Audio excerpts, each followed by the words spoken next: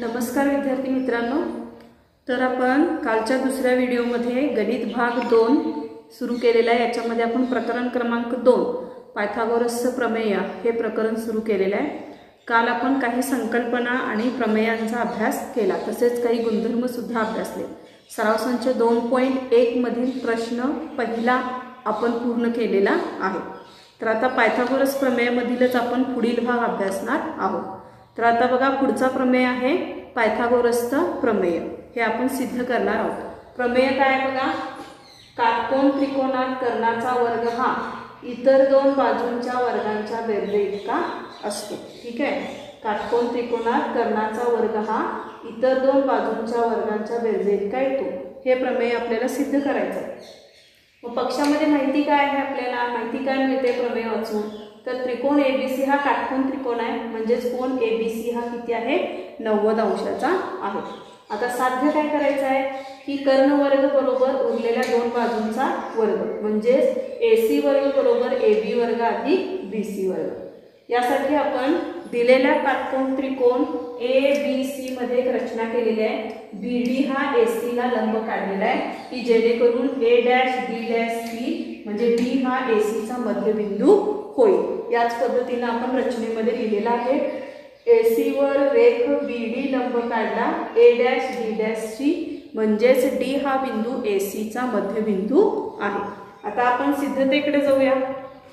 आता सिद्धतेमध्ये बघा, त्रिकोण एबीसी म्हणजे काटकोन त्रिकोण एबीसी मध्ये बीडी लंब कर्ण एसी म्हणजे हा काटकोन त्रिकोण आहे, बी 90 अंशाचा आहे आणि बीडी हा एसी ला लंब आहे। आता हे आपल्याला रचनेवरून समजतं म्हणून कारण लिहिलं रचना। त्यानंतर बघा, त्रिकोण एबीसी, त्रिकोण एडीबी आणि त्रिकोण बीडीसी हे सगळे कसे आहेत, समरूप आहेत समरूपतेच्या प्रमेयानुसार।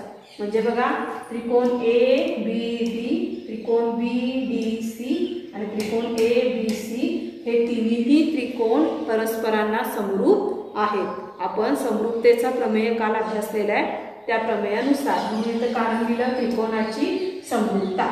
आता त्याच्यामध्ये आपण त्रिकोण घेऊया, त्रिकोण ए बी सी व त्रिकोण ए डी बी म्हणजे हा त्रिकोण ए बी सी आणि ए डी बी मध्ये हे जर समरूप असतील तर त्याच्या संगत बाजू सुद्धा कशा असणार आहे, प्रमाणात असणार आहे। म्हणून बघा, ए बी छेद ए डी, ए बी छेद ए डी म्हणजे ए बी डी चं ए बी सी चा ए बी आणि ए बी डी चा ए डी हे कशा आहेत, प्रमाणात म्हणून घेतले। त्याच पद्धतीने बी सी छेद डी बी, बी सी छेद डी बी ह्या बाजू प्रमाणात आहे। त्यानंतर राहिल्या बाजू कुठल्या बघा, ए सी छेद ए बी। ठीक आहे, ए सी छेद ए बी ह्या सगळ्या बाजू आपण काय लिहिल्या, प्रमाणात लिहिल्या। कारण का, दोन त्रिकोण समरूप असल्यामुळे संगत भुजा कशा असणार आहेत, प्रमाणात असणार आहेत। आता याच्यामध्ये बघा, आपण ए बी ए डी आणि एसी एबीचा विचार केला तर याच्यामध्ये ए बी ही बाजू सामायिक आहे, त्यामुळे या दोन बाजू आपण एकत्र आणल्या। ए बी छेद ए डी बरोबर ए सी छेद ए बी। आता यांचा तिरका गुणाकार केला तर काय होईल, ए बी गुणिले ए बी ए बीचा वर्ग, राहिलेल्या बाजू कुठल्या, ए डी गुणिले ए सी। ठीक आहे, तर याला आपण म्हटलं विधान 1। याच पद्धतीने आता त्रिकोण ए बी सी व बी डी सी हे समरूप त्रिकोण आहेत, त्याच्या संगत बाजू लिहूया। ए बी छेद बी डी, ए बी छेद बी डी। त्यानंतर बघा, बी सी छेद डी सी आणि त्यानंतर आहे ए सी छेद बी सी। ह्या सगळ्या बाजू आपण कशा लिहिलेल्या आहेत, प्रमाणात लिहिलेल्या आहेत। कारण दोन त्रिकोण समरूप असल्या की त्याच्या संगत बाजू सुद्धा कशा असतात, प्रमाणात असतात।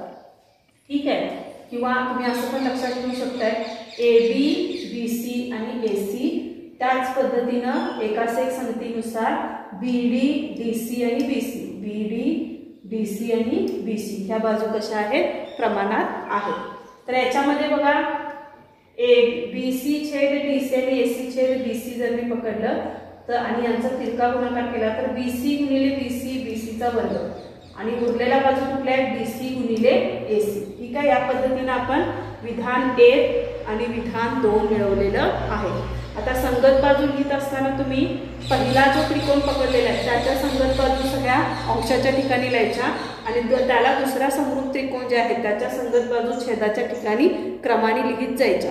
या पद्धतीने ह्या संगत भुजा लिहायच्या।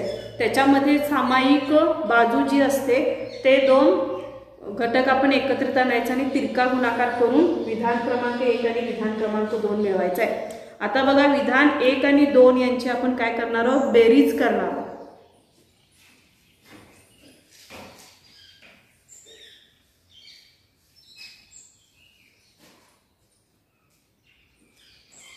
आपण विधान 1 अधिक 2 करू। ठीक आहे, आता विधान क्रमांक 1 काय बघा, AB चा वर्ग अधिक BC चा वर्ग बरोबर AD गुणिले AC अधिक दुसऱ्या कंसात BC गुणिले AC। ठीक आहे, डाव्या बाजूचे सगळे भाग आपण डाव्या बाजूला बेरजेत लिहिले आणि उजव्या बाजूचे सगळे घटक आपण उजव्या बाजूला बेरजेत लिहिलेले आहेत। ठीक आहे, आता हे सोडवायचं आपल्याला। AB वर्ग अधिक BC वर्ग बरोबर, आता ह्याच्यामध्ये जर आपण बघितलं तर AC हा सामायिक घटक येतो, त्यामुळे AC जर आपण सामायिक काढला तर शिल्लक काय राहतं, AD अधिक दुसरा भाग काय येतो बघा BC। म्हणजे थोडक्यात बघा AB चा वर्ग अधिक BC चा वर्ग बरोबर AC कंसात AD अधिक BC चा AD अधिक BC। ठीक आहे, तर आपल्याला काय क्रम मिळवायचा आहे, तर साधारणतः बघा याच्यामध्ये AD अधिक DC जे कंसामध्ये आलेलं आहे आकृतीमध्ये बघा AD अधिक DC। आता AD अधिक DC म्हणजेच कुठली बाजू आहे, बाजू AC। बघा AB वर्ग अधिक BC चा वर्ग बरोबर हा AC गुणिले AD अधिक DC म्हणजेच AC। ठीक आहे, मग AB चा वर्ग अधिक BC चा वर्ग AC गुणिले AC किती होईल, AC चा वर्ग। म्हणजे आपण सिद्ध केलेलं आहे की पायथागोरस काटकोन त्रिकोणामध्ये पायथागोरस प्रमेयानुसार कर्ण वर्ग हा उरलेला दोन बाजूंच्या वर्गांच्या बेरजे इतका असतो। बघा आलेला आहे AC वर्ग अधिक AB वर्ग अधिक BC वर्ग हे आपण सिद्ध केलेलं आहे। ठीक आहे, तर बघा प्रमेयामध्ये सुरुवातीला आपण काय केलेलं आहे, रचनेमध्ये जी माहिती दिलेली आहे ती BD लंब AC हे दाखवलं। त्यानंतर हे सगळे तयार झालेले त्रिकोण एकमेकांना समरूप आहेत समरूपतेच्या प्रमेयानुसार। त्यानंतर आपण पहिल्या त्रिकोणाची जोडी पकडली ABC आणि ADB। याच्यामध्ये ABC मध्ये सगळे संगत बाजू लिहिले AB BC आणि AC अंशाच्या ठिकाणी आणि ADB चे सगळे संगत बाजू छेदाच्या ठिकाणी लिहिलं AD DB आणि AB। आता याच्यामध्ये AB आणि त्यानंतर AC छेद AB याच्यामध्ये एक सामायिक घटक आहे, त्यामुळे हे दोन घटक आपण एकत्रित आणले। यांचा तिरका गुणाकार करून आपल्याला AB वर्ग बरोबर AD गुणिले AC हे विधान क्रमांक 1 मिळालं। याच पद्धतीने दुसरी समरूपतेची जोडी घेतली, त्याचे सगळे ABC चे सगळे संगत बाजू लिहिले BDC चे सगळे संगत बाजू लिहिले, सामायिक घटक असणारे घटक आपण एकत्रित आणले, त्यांचा तिरका गुणाकार करून विधान क्रमांक 2 मिळालं BC वर्ग बरोबर DC गुणिले AC। आणि नंतर आपण काय केलं तर या विधान 1 आणि 2 ची बेरीज करून AC वर्ग बरोबर AB वर्ग अधिक BC वर्ग हे आपलं साध्य इथं सिद्ध झालेलं आहे। पुढील प्रमेय आहे पायथागोरस प्रमेयाचा व्यत्यास। तर आता प्रमेय काय बघा। ठीक आहे, तर आता सुरुवातीला आपण प्रमेय काय बघूया। प्रमेय आहे एखाद्या त्रिकोणातील एका बाजूचा वर्ग हा इतर दोन बाजूंच्या वर्गांच्या बेरजे इतका असेल तर तो त्रिकोण काटकोन त्रिकोण असतो। मग आता पक्ष आपल्याला प्रमेयावरून माहिती काय मिळते, त्रिकोण ABC मध्ये AC वर्ग बरोबर AB वर्ग अधिक BC वर्ग हे आपल्याला प्रमेयावरून समजतं।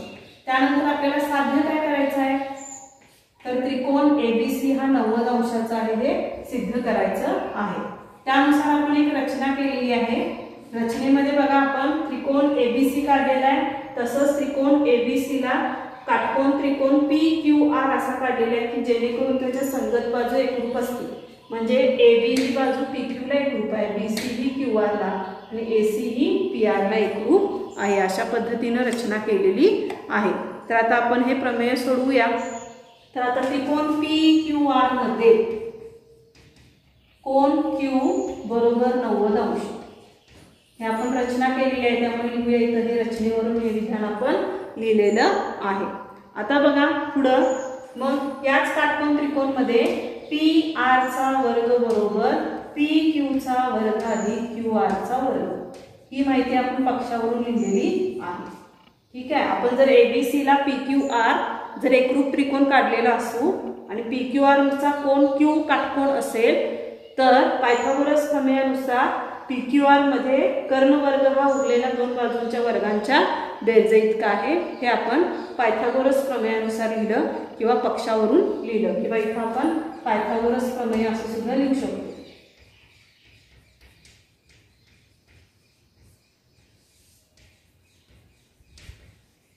पायथागोरसचे प्रमेय।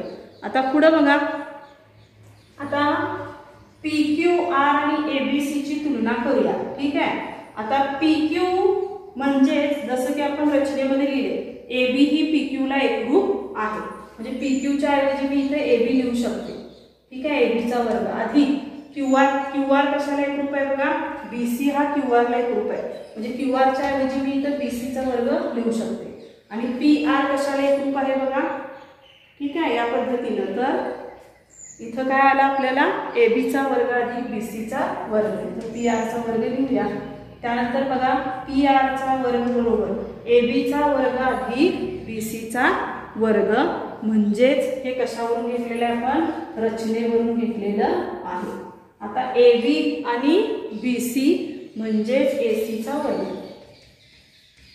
ठीक आहे, AB अधिक BC म्हणजेच काय AC चा वर्ग, हे आपण पक्षावरून घेतलेला आहे। AB अधिक BC म्हणजेच AB अधिक BC ही बेरीज कुणा एवढी येते, कर्णाच्या वर्गा इतकी येते, म्हणून AB वर्ग अधिक BC वर्गाच्या ऐवजी आपण काय लिहिलं AC चा वर्ग। म्हणजे आपल्याला काय विधान मिळालेलं आहे, आता PR चा वर्ग बरोबर AC चा वर्ग, म्हणजेच PR बरोबर AC। ठीक आहे, बाजू PR आणि AC हे दोन्ही कसे आहेत, समान आहेत। मग दोन्ही समान असतील तर त्रिकोण ABC आणि एकरूप त्रिकोण PQR कुठल्या कसोटीनुसार, बाबा कसोटीनुसार आपण एकरूप दाखवू शकतो।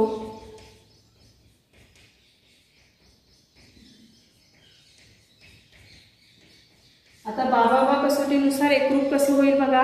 आता इथं आपल्याला PR एकरूप AC हे आपण काढलेलेच आहे। ठीक आहे, मग त्यानंतर BC एकरूप QR आणि AB एकरूप PQ, या पद्धतीनं त्रिकोण ABC एकरूप PQR बाबा कसोटीनुसार ते एकरूप होऊ शकतात। म्हणून कोन ABC एकरूप कोन PQR बरोबर 90 अंश। आता इथं कारण काय लिहिणार तुम्ही, एकरूप त्रिकोणाचे संगत कोन।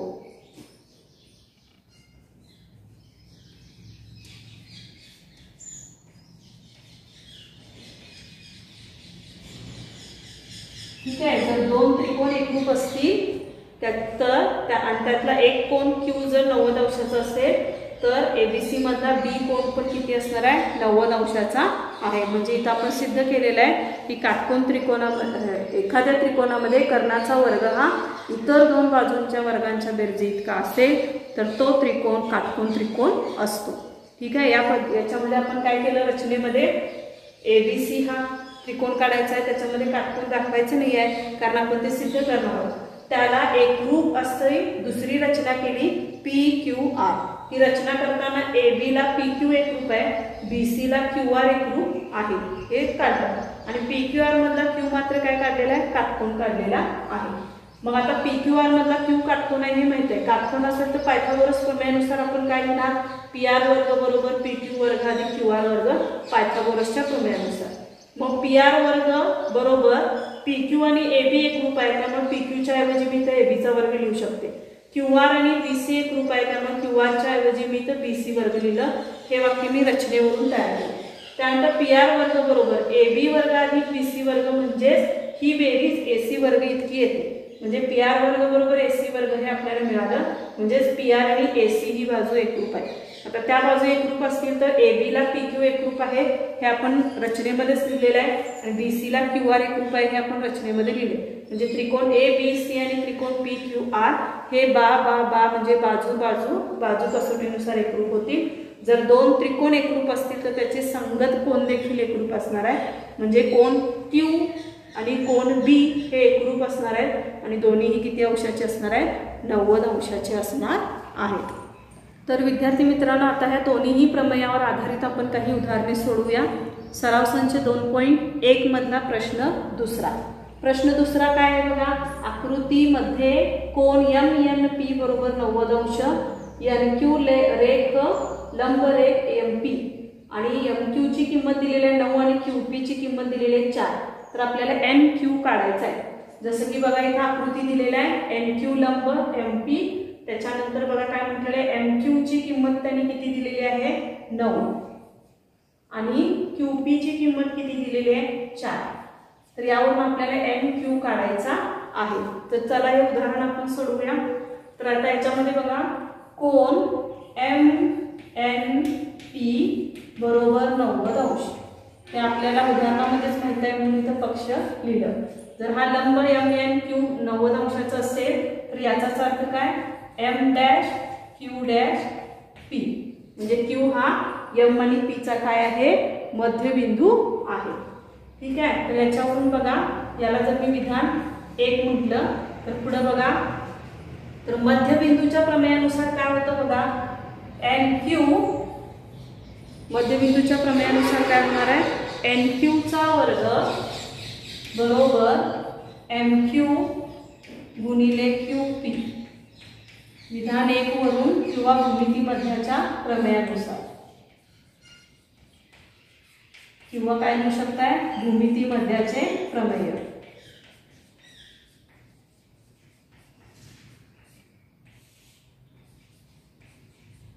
ठीक आहे. भूमिती मध्याच्या प्रमेयानुसार मध्यगा NQ चा वर्ग हा त्यानं ज्या रेषेला दुभागलेला आहे त्या दोन्ही रेषेच्या गुणाकारा इतकं असतं. ठीक आहे. तर त्या सूत्रामध्ये आपण किमती घालूया.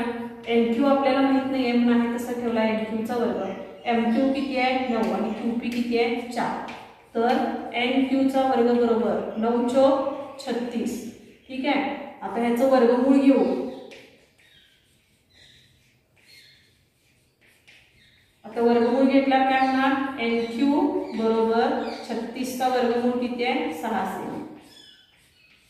ठीक आहे. म्हणजे NQ ची किंमत किती आलेली आहे 6 सेंटीमीटर इतकी NQ ची किंमत आलेली आहे. बघा आपण काय केलं, सुरुवातीला MNQ 90 अंशाचा आहे हे माहिती आहे आपल्याला पक्षानुसार.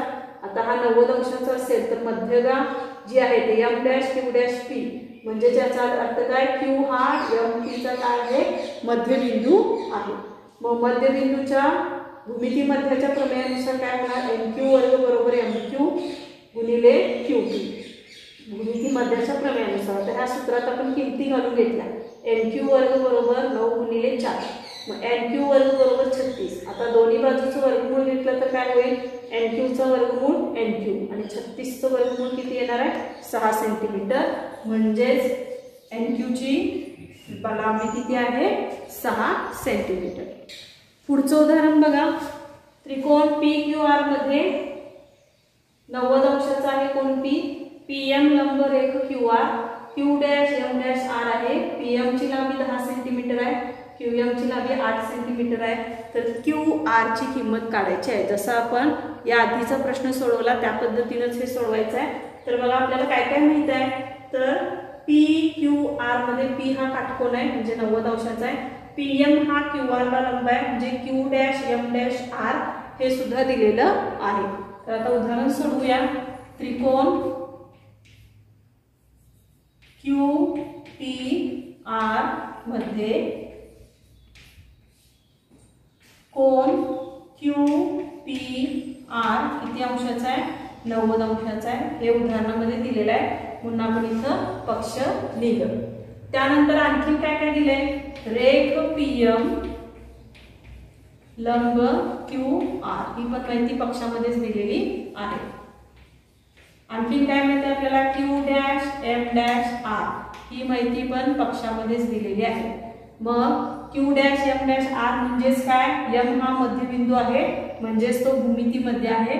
याच्यानुसार मग सूत्र काय तयार होईल PM चा वर्ग बरोबर QM गुणिले MR. आता याचं कारण काय लिहिणार भूमिती मध्याच्या प्रमेयानुसार.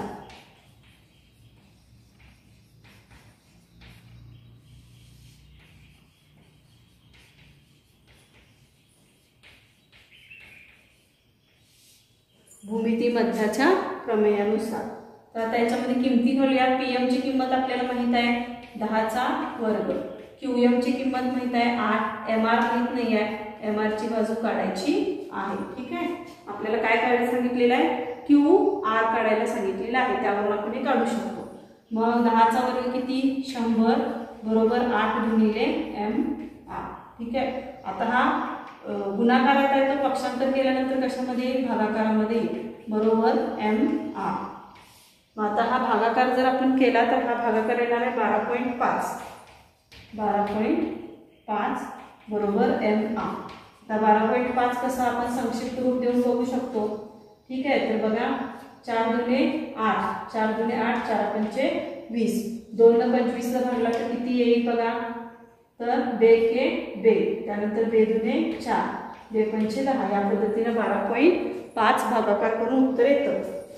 तर MR ची किंमत किती काढली आपण, 12.5 काढलेली आहे। ठीक आहे, तर आपल्याला MR विचारले का, नाही तर आपल्याला काय विचारलेलं आहे, QR विचारलेलं आहे। आता QR म्हणजेच QM अधिक MR। तर आता QR बरोबर QM अधिक MR, कारण हा मध्यबिंदू आहे, मध्यबिंदूच्या प्रमेयानुसार दोन्हीही भाग कसे असतात, समान लांबीचे असतात, काय असतात, तर त्याची आपण काय करू शकतो, बेरीज करून उत्तर काढू शकतो। तर QM किती आहे 8, MR किती आहे 12.5, तरी बेरीज किती येईल 20.5 सेमी। ठीक आहे, उत्तर किती आलं आपलं 20.5 हे उत्तर आलेलं आहे। ठीक आहे, तर आता आपण आणखी एक उदाहरण सोडवूया। पुढील उदाहरण आहे बघा, त्रिकोण PSR मध्ये दिलेल्या माहितीवरून RP आणि PS काढा। तर आता बघा त्रिकोण PSR दिलेला आहे, हा काटकोन आहे, P 30 अंशाचा आहे आणि आपल्याला काय काढायचं आहे RP म्हणजे हे काढायचं आहे आणि आणखी काय काढायचं आहे आपल्याला PS म्हणजे ह्या दोन बाजूंच्या किमती काढायच्या आहेत। ठीक आहे, तर आता बघा SP आणि PS आणि RP काढायचं आहे। तर सोडूया हे उदाहरण। आपल्याला काय काय मिळते बघा, कोन PSR बरोबर किती आहे 90 अंशाचा आहे, त्यानंतर कोन SPR किती आहे 30 अंशाचा आहे। ही दोन्ही माहिती आपल्याला पक्षामध्ये दिलेली आहे। ठीक आहे, तर आता याला जर मी विधान 1 आणि याला विधान 2 बोलूया, तर राहिलेला कोन किती अंशाचा असेल, कोन SRP, तर हा असणार आहे 60 अंशाचा, विधान 1 व 2 वरून।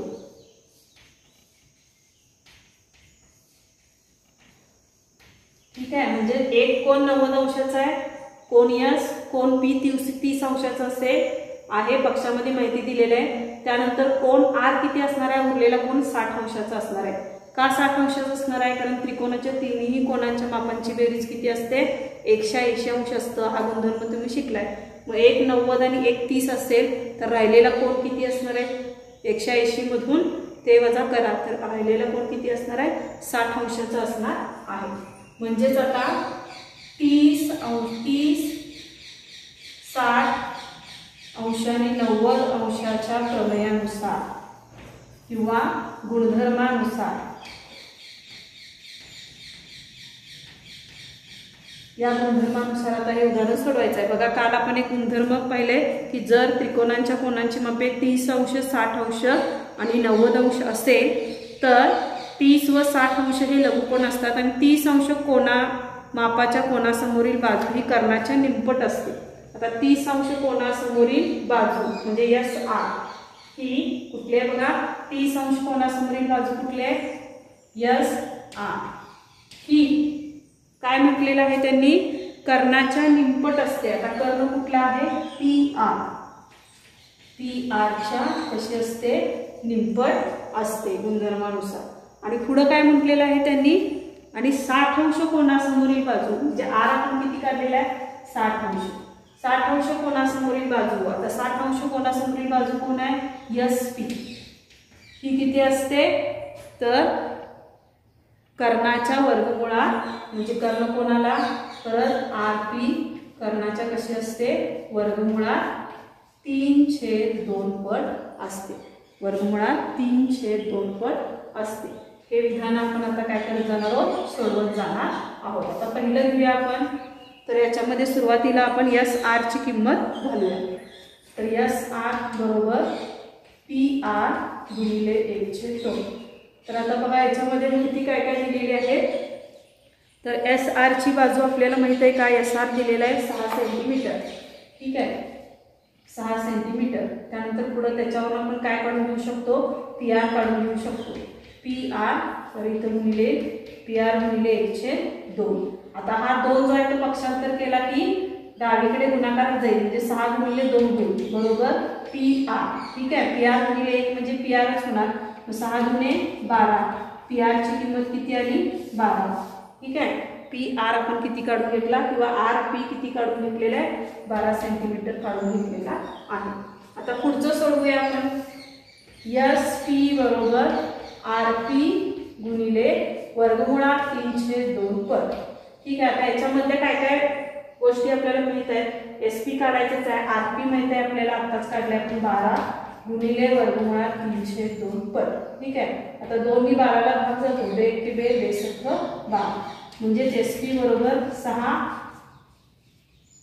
गुणिले वर्गमुळात 3, म्हणजे थोडक्यात आपण 6 वर्गमुळात 3 असं उत्तर काढू शकतो. ठीक आहे, या पद्धतीने आपण PR आणि SP ची किंमत काढून घेतलेली आहे. उदाहरण पुन्हा बघा.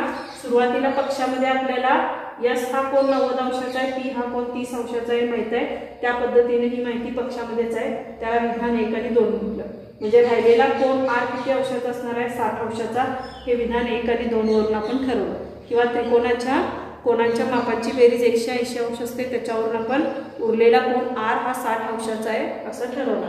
त्यानंतर 30, 60, 90 अंशाच्या गुणधर्मानुसार काय म्हटलेलं आहे, 30 अंशासमोरील बाजू म्हणजे कुठली बघा PR किंवा RS ही कर्णाच्या वर्ग 1/2 किंवा निमपट असते आणि 60 अंश कोणासमोरील बाजू ही कर्णाच्या वर्गमुळात 3/2 पट असते.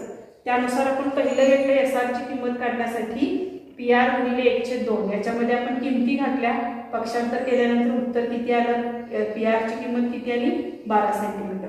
त्यानंतर दुसरं घेतलं आपण SP बरोबर RP गुणिले वर्गमुळात 3/2. याच्यामध्ये किमती घातल्याने SP ची किंमत किती आली 6 वर्गमुळात 3.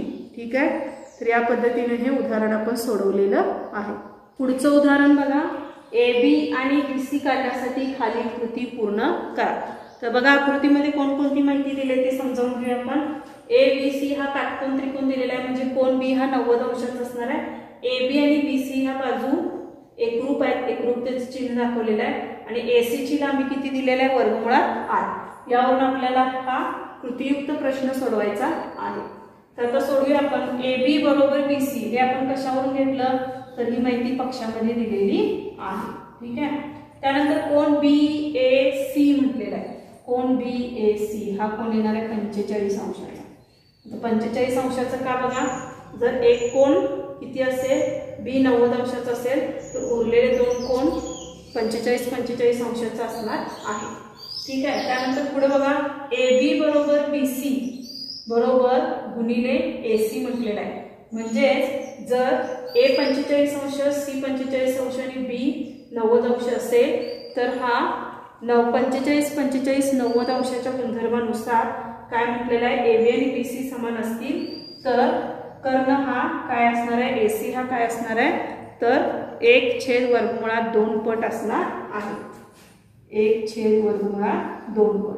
त्यानंतर परत 1/√2 गुणिले 8. म्हणजे हे कशावरून घेतलं आपण, साधारणतः 45, 45 आणि 90 अंशाच्या गुणधर्मानुसार ते घेतलेलं आहे. ठीक आहे, त्या गुणधर्मानुसार आपण हे घेतलेलं आहे.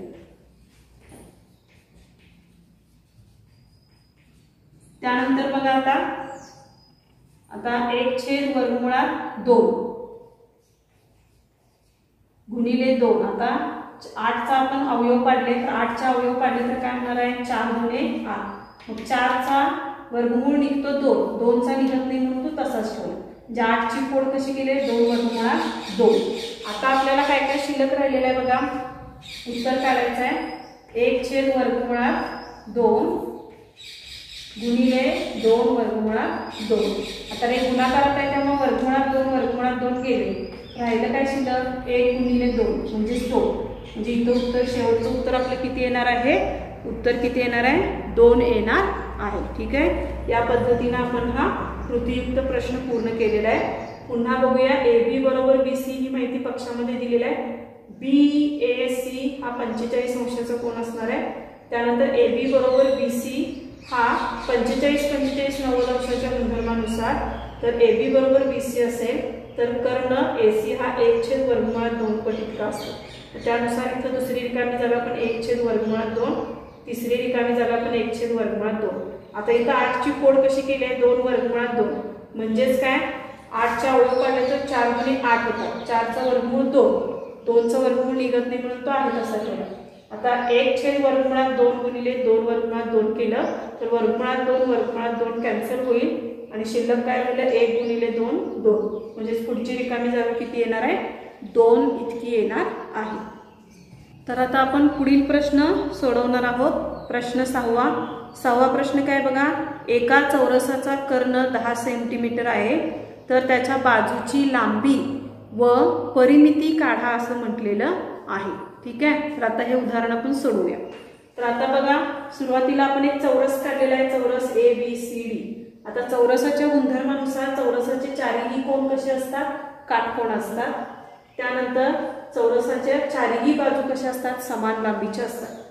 उदाहरणामध्ये आपल्याला AC ची लांबी दिलेली आहे 10 सेंटीमीटर आणि यावरून आपल्याला काय काढायला सांगितलेलं आहे, त्याच्या बाजूंच्या लांबी, म्हणजे बाजूंच्या लांबी आणि परिमिती दोन्ही काढायच्या आहेत. तर हे उदाहरण आपण सोडवत जाऊया.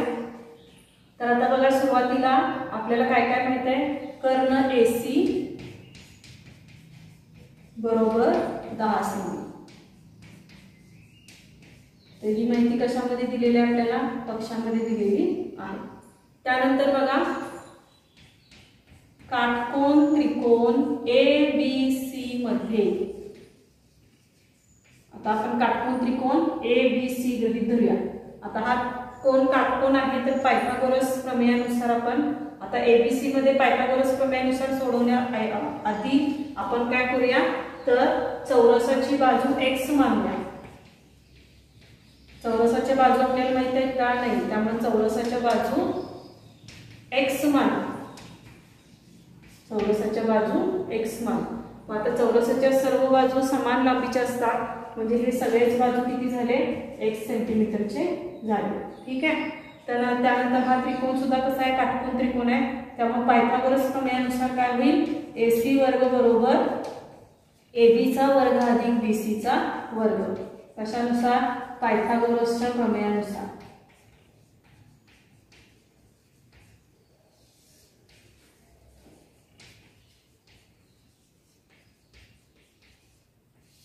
पायथागोरसच्या प्रमेयानुसार.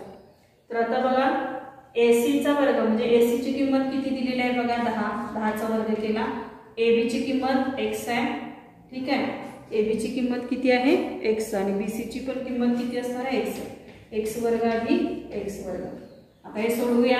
10 चा वर्ग 100, x वर्ग अधिक x वर्ग, उत्तर येणार आहे 2x चा वर्ग. ठीक आहे, उत्तर येणार आहे 2x चा वर्ग. मग आता ह्याच्यामध्ये जर आपण वर्गमूळ घेतला तर काय होईल बघा, 100 किंवा 2x चा वर्ग. तर याच्यामध्ये पक्षांतर केलं तर काय होईल, 100 हा 2 इकडे आला की भागाकारात जाईल, हा राहणार आहे x वर्ग. मग 2 ने 100 ला भागला की उत्तर येणार आहे तुमचं 50 बरोबर x चा वर्ग. ठीक आहे, तर आता हे परत सोडवायचं आहे. आता 50 जर आला असेल तर आता याची फोड करायची आहे. 50 ची फोड आपल्याला कशी करता येईल, तर 25 दुने 50 x चा वर्ग. मग आता म्हणूया वर्गमूळ घेऊ, वर्गमूळ घेऊ. तर आता वर्गमूळ घेतलं की 25 चं वर्गमूळ किती येतं, 5. 2 चं वर्गमूळ निघतं का, निघत नाही, म्हणजे हे 2 आला. आणि x वर्गचा वर्गमूळ किती येणार, x, म्हणजे x ची किंमत किती आली, 5 वर्गमुळात 2. मग x 5 वर्गमुळात 2 असेल तर राहिलेल्या सर्व बाजू सुद्धा किती असणार आहे, 5 वर्गमुळात 2च असणार आहे. आणखीन आपल्याला काय काढायला सांगितलेली आहे, चौरसाची परिमिती काढायला सांगितलेली आहे, ते आपण इथे सोडवूया. मग चौरसाची परिमिती बरोबर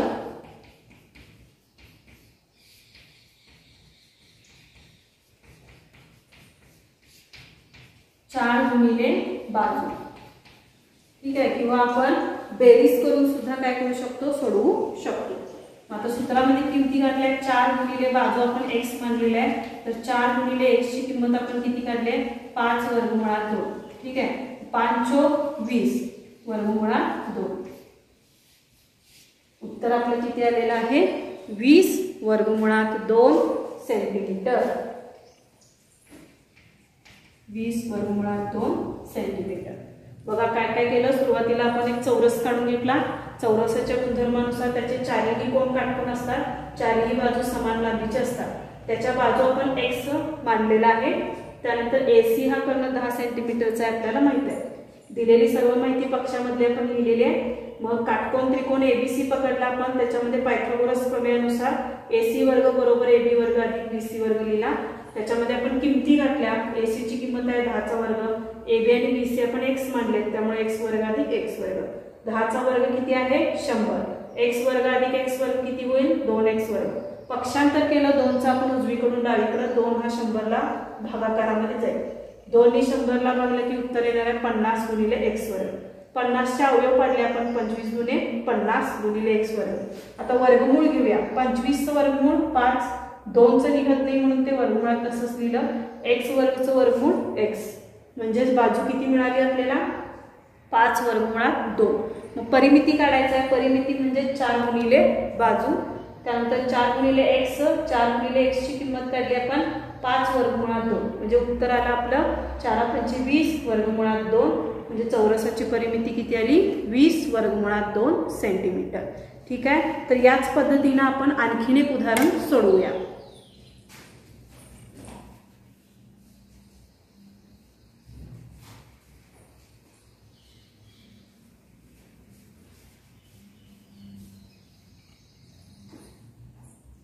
तर बघा उदाहरण आहे, आपण घेतोय आता सराव संच मधला प्रश्न 8वा. प्रश्न 8वा. आता 8व्या मध्ये काय म्हटले बघा, एका आयताची लांबी. आता मी आकृती काढते डायरेक्ट. काय म्हटले बघा, एका आयताची लांबी. आता आयत मी ABCD गृहीत धरते. ABCD आयताची लांबी किती दिलेली आहे, 35 सेंटीमीटर आणि रुंदी किती दिलेली आहे, 12 सेंटीमीटर. आणि त्याच्यावरून काय म्हटलेलं आहे, AC ची लांबी काढा. AC आपल्याला काढायला सांगितलेलं आहे हा प्रश्न. ठीक आहे, बघा प्रश्न काय आहे. एका आयताची लांबी दिलेली आहे, रुंदी दिलेली आहे, कर्ण AC काढायचं आहे.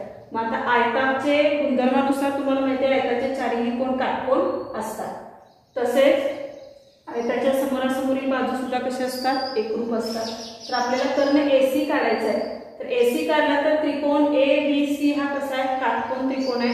त्यामुळे आपण पायथागोरस प्रमेयानुसार AC काढू शकतो. ठीक आहे, आता आपल्याला बघा काटकोन त्रिकोण ABC मध्ये, ठीक आहे, AC वर्ग बरोबर AB चा वर्ग अधिक BC चा वर्ग पायथागोरसच्या प्रमेयानुसार.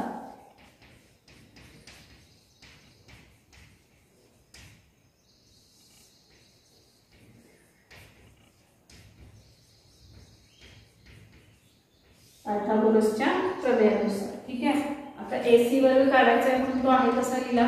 AB ची किंमत किती दिलेली आहे, 12 सेंटीमीटर म्हणजे 12 चा वर्ग, आणि BC ची किंमत आहे 35, त्यामुळे तो झाला 35 चा वर्ग. आता AC वर्ग बरोबर 12 चा वर्ग किती आहे, 144 अधिक 35 चा वर्ग किती आहे बघा. 35 चा वर्ग मी काढून ठेवलेला आहे. ठीक आहे, 35 चा वर्ग आहे 1225 AC चा वर्ग. आता यांची बेरीज करूया. आता ह्यांची बेरीज बघा 1369. तर आता वर्गमूळ घेतले की काय होईल, AC बरोबर साधारणतः बघा 37 चा वर्गमूळ येतो. ठीक आहे, वर्गमूळ घेतलं की काय येणार आहे, 37 सेंटीमीटर. म्हणजे त्या आयताचा कर्ण AC हा किती सेंटीमीटरचा असणार आहे, 37 सेंटीमीटरचा असणार आहे. ठीक आहे विद्यार्थी मित्रांनो, या पद्धतीने आजच्या या पहिल्या व्हिडिओमध्ये आपण पायथागोरसचा प्रमेय, त्यानंतर पायथागोरस प्रमेयाचा व्यत्यास हा भाग अभ्यासला। तसेच या 2 प्रमेयावर आधारित आपण सराव संच 2.1 मधील उदाहरणे देखील अभ्यासलेली आहेत। तर सराव संच 2.1 मधील राहिलेली उदाहरणांचा सराव तुम्ही घरी करायचा आहे। आता पुढील व्हिडिओमध्ये आपण या पुढील घटक अभ्यासणार आहोत। धन्यवाद।